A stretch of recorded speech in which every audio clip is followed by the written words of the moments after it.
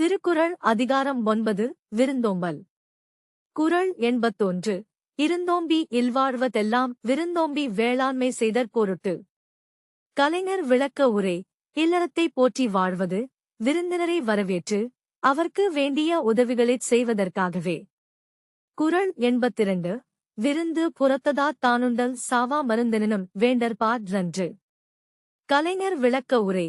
விருந்தினராக வந்தவரை வெளியே விட்டுவிட்டு சாகாத மருந்தாக இருந்தாலும் அதனைத்தான் மட்டும் உண்பது விரும்பத்தக்க பண்பாடல்ல. குறள் 83. வருவிருந்த வைகலும் ஓம்புவான் வாழ்க்கை பருவந்து பாழ்படுதல் இன்று. கலைஞர் விளக்க உரை. விருந்தினரை நாள்தோறும் வரவேற்று மகிழ்பவரின் வாழ்க்கை, அதன் காரணமாக துன்பமுற்றுக் கெட்டொழிவதில்லை. குறள் 84. அகனமர்ந்து செய்யாள் உரையும் முகனமர்ந்து நல்விருந் தோம்புவான் இல். கலைஞர் விளக்க உரை. மனமகிழ்ச்சியை முகமலர்ச்சியால் காட்டி விருந்தினரை வரவேற்பவர் வீட்டில் அமர்ந்து செல்வம் எனும் திருமகள் வாழ்வாள். குறள் 85. வித்தும் இடல் வேண்டும் கொல்லோ விருந்தோம்பி மிச்சில் மிசைவான் புலம். கலைஞர் விளக்க உரை.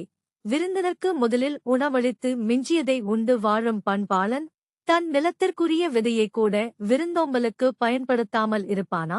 குறள் 86. செல்விருந் தோம்பி வருவிருந்து பார்த்திருப்பான் நல்விருந்து வானத்தவர்க்கு. கலைஞர் விளக்க உரை. வந்த விருந்தினரை உபசரித்து அவர்களை வழியனுப்பி வைக்கும் போதே மேலும் வரக்கூடிய விருந்தினரை ஆவலுடன் எதிர்நோக்கி நிற்பவனை புகழ்வானில் இருப்போர் நல்ல விருந்தினன் என்று வரவேற்று போற்றுவர். குறள் 87. இணைத்துணை தென்பதுன் றில்லை விருந்தின் துணைத்துணை வேள்விப் பயன். கலைஞர் விளக்க உரை.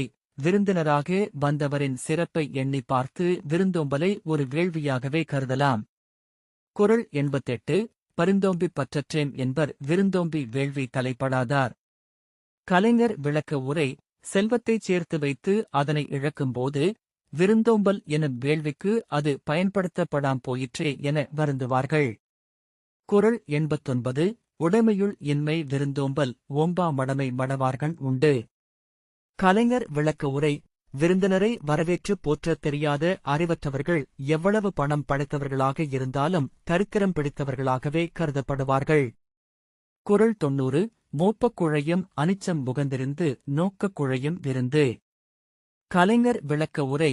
அனிச்சம் எனப்படும் பூ முகர்ந்தவுடன் வாடிவிடக்கூடியது, அதுபோல் சற்று முகங்கோணி வரவேற்றாலே விருந்தினர் வாடிவிடுவர். குறள் 90. மோப்பக் குழையும் அனிச்சம் முகந்திருந்து நோக்கக் குழையும் விருந்து முயூவ விளக்க உரை. அனிச்சப்பூ மோந்தவுடன் வாடிவிடும், அதுபோல் முகம் மலராமல் வேறுபட்டு நோக்கியவுடன் விருந்தினர் வாடி நிற்பார். சாலமன் பாப்பையா விளக்க உரை. தொட்டு மோந்து பார்த்த அளவில் அனிச்சப்பூ வாடும், நம் முகம் வேறுபட்டு பார்த்த அளவில் விருந்து வாடும். கலைஞர் விளக்க உரை. அனிச்சம் எனப்படும் பூ முகர்ந்தவுடன் வாடி விடக்கூடியது, அதுபோல் சற்று முகங்கோணி வரவேற்றாலே விருந்தினர் வாடிவிடுவர்.